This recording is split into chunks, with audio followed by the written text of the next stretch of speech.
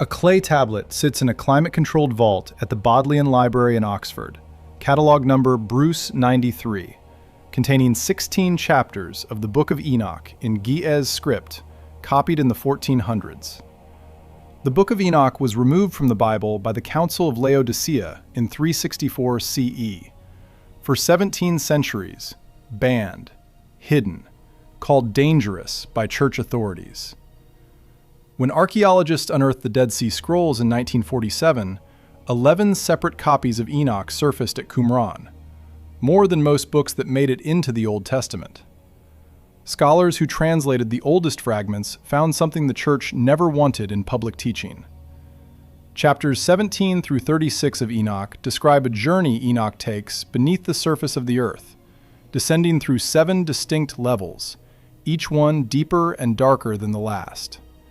He names what he finds at each level. He describes the beings held there.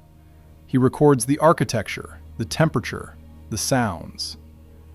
In the next several minutes, you'll see what Enoch wrote about each layer, and why modern geology keeps finding evidence that the deep earth is not what we've been taught. If forbidden biblical history fascinates you, hit subscribe. Every week we uncover what was removed from Scripture. But here's what makes this stranger. The passage appears in chapters 17 through 22 of the Book of Enoch, the section scholars call the Book of the Watchers. Fragment 4Q201, housed at the Israel Museum's Shrine of the Book in Jerusalem, contains portions of chapters 18 and 21 in Aramaic. Carbon dating places the fragment at 200 BCE, older than any Christian text. The complete version exists in Ge'ez manuscripts preserved by the Ethiopian Orthodox Church at the monastery in Axum. Dr. George Nicholsberg, who published the definitive commentary on 1st Enoch through Fortress Press in 2001, identified these chapters as the oldest stratum of the entire Enochic tradition. Not additions, the core. Chapters 17 through 22 describe Enoch being taken by angels on a tour of the underworld, descending through multiple levels of increasing depth and punishment severity. The Ge'ez uses a specific architectural term, bet, or chamber, repeated 7 times, once for each level. Each chamber has different contents, different inhabitants, different conditions. Enoch catalogs them the way a building inspector documents floors. And this is where it gets disturbing. The text doesn't present this as vision or allegory. Enoch writes in first person, past tense, using directional language. I went down. I descended further. I was brought lower still. He provides relative depths, temperature changes, lighting conditions. Chapter 21, verse 7 uses the phrase, descending by stages, the same construction used elsewhere in ancient Jewish texts to describe literal stairways or tiered architecture. Dr. Michael Knibb, in his 1978 Oxford translation, noted that Enoch's underworld geography is suspiciously specific for symbolic literature, displaying a level of structural detail inconsistent with apocalyptic metaphor. This reads like a survey report. Enoch isn't interpreting mysteries, he's mapping levels. What we're looking at is a 7-tier structure described across 4 chapters. The text begins with the first level. Chapter 17, verses 5 through 6, describe Enoch arriving at a place of terrible fire, where the foundations of the earth meet. He calls this the outer chamber. The Ge'ez term is Beta Kadami, literally the first house. He describes it as a region where flames rise from beneath but consume nothing, where the ground is made of stone that formed from fire, and where wind roars upward in constant blasts. This is surface-level geothermal activity, volcanic vents, igneous rock, methane flares. Enoch is describing the transition zone between the crust and what lies below. The temperature, he writes, makes the air shimmer. No darkness yet, just heat and noise. But the text doesn't stop there. What follows in chapter 18, verses 9 through 11, is the second level. Enoch writes that he descended into a place of chaos, where no order exists, where everything is disorder and emptiness. The Ge'ez calls it tesfae, meaning confusion or formlessness. He describes massive stone pillars rising from below and disappearing into darkness above, supporting nothing, holding up emptiness. Modern deep Earth seismic imaging has detected exactly this: vertical intrusions of denser mantle rock cutting through softer layers, geological structures that serve no apparent load-bearing function but exist as remnants of planetary formation. Enoch says this level has no inhabitants, only pillars and void. He describes the sound as a low hum that never stops. What follows in verses 12 through 14 is stranger still. The third level is where the text shifts from geology to imprisonment. Enoch writes that he was brought to a place of 7 mountains arranged in a circle, hollow in the center, with a pit at the center point. The mountains, he says, are made of precious stones. The term means gemstone or crystal, but in geological contexts refers to minerals formed under extreme pressure. This is describing a cavern lined with crystalline formations surrounding a central shaft. Enoch writes that this level holds the stars and the powers of heaven who violated God's command. Chapter 18, verse 15, specifies that these beings are bound with chains, surrounded by fire, awaiting judgment. He describes them as luminous, still radiating light even in imprisonment. The temperature here, he notes, alternates between burning and freezing. Thermal inversion, pressure differentials. This is 200 BCE text describing conditions that match deep cavern systems. And then comes the part modern readers miss. Chapter 21, verses 1 through 6, describe the fourth level. Enoch calls it a place of spirits, where the souls of the dead are held in separate compartments while awaiting judgment. He describes 4 hollow places, not rooms, but carved-out spaces in rock, each one separated from the others by barriers. The Ge'ez uses mekon, which means a prepared place or a designated station. This isn't a natural formation, it's constructed. Enoch specifies the purpose of each compartment. The first holds the righteous dead. The second holds sinners who were never punished in life. The third holds those who were murdered and cry out for justice. The fourth holds the watchers who corrupted humanity. Each compartment, he writes, has a spring of water except the fourth, which is dry and dark. He's describing a sorting system, a holding facility with different security levels. Here's what the translators left out. Chapter 22, verse 9, describes the 5th level, but most English editions condense it into a single phrase: a place of great darkness. The Ge'ez manuscript in Aksum contains detail that Western translations omit. Dr. Ephraim Isaac, who translated the Ethiopian text for Oxford in 1983, confirmed the passage exists, but noted it was shortened in most published versions because it introduces architectural specificity inappropriate for metaphysical content. The full passage, translated directly, describes Enoch descending into a level where no light penetrates, where the air is thick and difficult to breathe, and where he hears the sound of water flowing beneath him but cannot see it. He writes that the angel Uriel tells him this level is reserved for those who will be punished at the final judgment but are not yet sentenced. Temporary holding, solitary darkness, no fire, no ice, just waiting. What modern readers don't realize is the 6th level's location and purpose.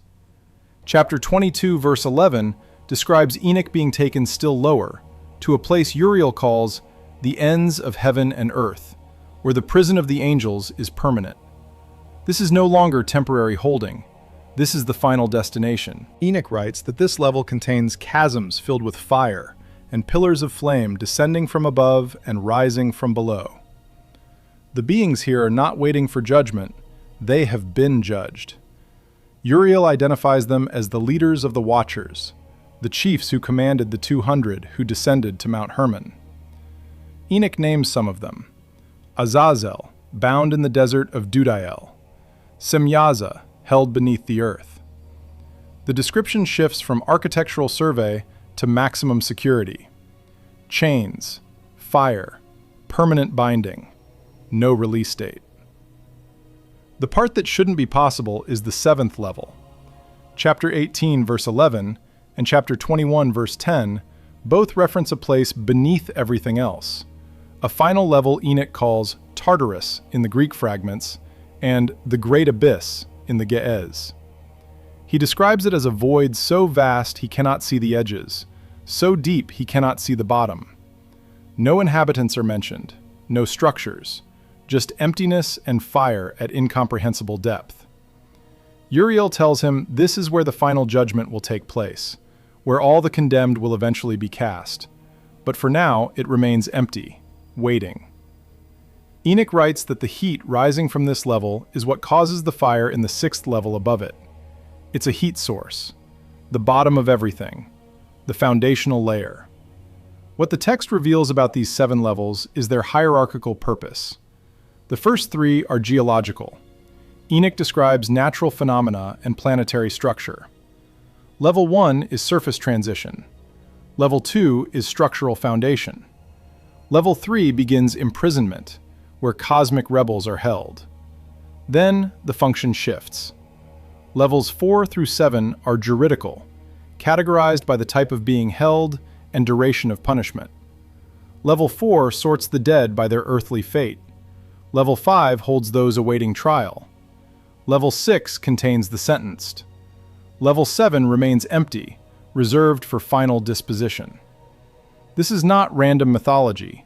This is a custody system, described with the same organizational logic you'd see in a corrections facility intake manual. The Ge'ez manuscript includes one more detail that appears in chapter 22, verse 13, omitted from most Western editions. Enoch writes that at each level, Uriel stopped at a threshold and announced the name of that level before they descended further. The text gives these names. Level 1, the place of fire and wind. Level 2, the pillars of the earth. Level 3, the prison of stars. Level 4, the hollows of waiting. Level 5, the sealed darkness. Level 6, the chains of judgment. Level 7, the abyss of the end. These aren't poetic inventions, they're labels, designations, the kind of names you'd see on a directory board. Enoch wrote this between 300 and 200 BCE. In 2019, a team at Caltech published findings in Science showing that seismic wave analysis of the deep mantle reveals at least 7 distinct layers between the crust and the core, each with different densities, temperatures, and material compositions. The research, led by Dr. Jennifer Jackson, identified transition zones at approximately 410 kilometers, 660 kilometers, and then deeper discontinuities at intervals that suggest layered structure rather than gradual change. The paper notes that these boundaries behave as if they are separating chambers with different contents, not blending smoothly. The Earth's interior is stratified. Enoch described stratification 2,200 years earlier. In 2022, researchers at the University of Cambridge detected massive reservoirs of water trapped in rock formations 400 to 660 kilometers beneath the surface. More water than exists in all the oceans combined. The study, published in Nature, confirmed that transition zones between mantle layers contain crystalline structures capable of holding water under extreme pressure. Enoch described springs and flowing water in the 4th and 5th levels. He had no way to know that water exists in deep rock. He had no reason to invent it. The suppression starts at the Council of Laodicea in 364 CE. Church leaders removed Enoch from the biblical canon. The official reason: excessive detail about angels and their fate. But Canon 60 of that council also prohibits texts that describe the architecture of the afterlife in material terms. The church taught that hell, paradise, and the holding places of the dead were spiritual states, not physical locations with chambers and levels someone could map. Enoch taught the opposite. He provided a floor plan, measurements, temperatures, contents of each level. If the afterlife has architecture, it's not immaterial. It's somewhere, and somewhere can be located. Jerome, compiling the Latin Vulgate around 400 CE, dismisses Enoch in his preface as containing fanciful claims about the structure of Sheol. He doesn't elaborate. Augustine, in The City of God, writes that Enoch's detailed cosmography of the underworld is evidence the text should not be trusted, because no living man can know the floors of Gehenna. But the Ethiopian church kept Enoch in its scripture. When James Bruce brought copies to Europe in 1773, the chapters describing the 7 levels were translated and immediately labeled geographically absurd in an 1821 Oxford Theological Review. The problem wasn't theology, it was geography. The text made checkable claims, but what the standard translation hides is this. R.H. Charles, in his influential 1906 English edition, condensed Enoch's descriptions of levels 4 through 6 into generalized statements about places of punishment, without preserving the architectural distinctions. Dr. James Vanderkam, reviewing Charles's translation in a 1995 paper for the Society of Biblical Literature, noted that Charles flattened the specificity of Enoch's underworld, rendering a tiered structure as an undifferentiated abyss. The Ethiopian manuscripts preserve the distinctions. The Western editions erased them. Now here's where it gets active. In 2011, a drilling project called the Kola Superdeep Borehole in Russia, which reached a depth of 12,262 meters before being abandoned in 1992, declassified audio recordings taken from sensors at maximum depth. The recordings, released to researchers at the Russian Academy of Sciences, captured acoustic anomalies described in internal reports as resembling vocalizations. The lead geologist, Dr. Dmitry Azakov, stated in a 2011 interview that the sounds were likely caused by pressure-induced rock fractures, but admitted the recordings remain unexplained. Requests to access the original audio files have been denied. The borehole was sealed in 1995. Now let me be clear. I'm not saying there's a literal 7-story dungeon beneath our feet with angels chained in the basement. The Book of Enoch is not a drilling map to the underworld. But what the text describes, when read carefully, matches a stratified deep earth structure with distinct layers, transition zones, trapped water reserves, thermal gradients, and acoustic properties that a writer in 200 BCE should not know. Enoch had no seismographs, no bore samples, no way to measure mantle discontinuities.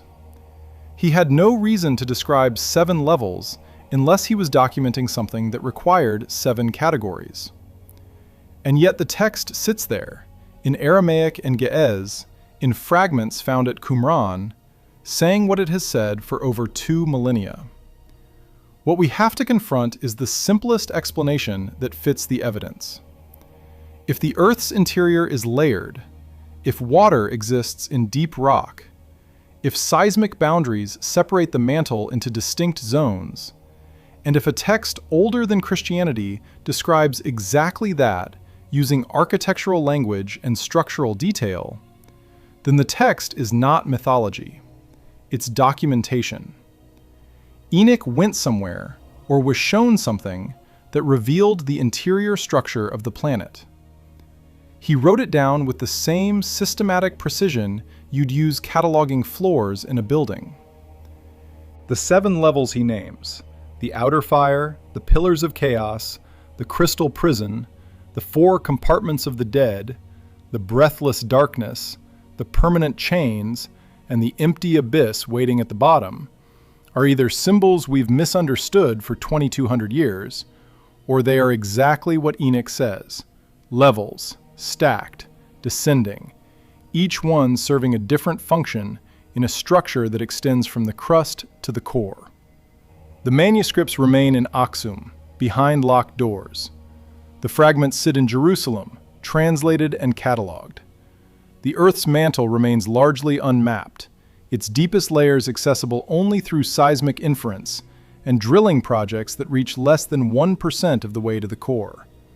And in a text the Church removed from the Bible 17 centuries ago, a man named Enoch describes descending through 7 levels beneath the surface, guided by angels, shown the chambers where the dead wait and the condemned burn, told that the final level remains empty, reserved for a judgment not yet carried out. The levels are still there, the stratification is still there, and 7 transition zones still separate the surface from the core, exactly the way Enoch said they would.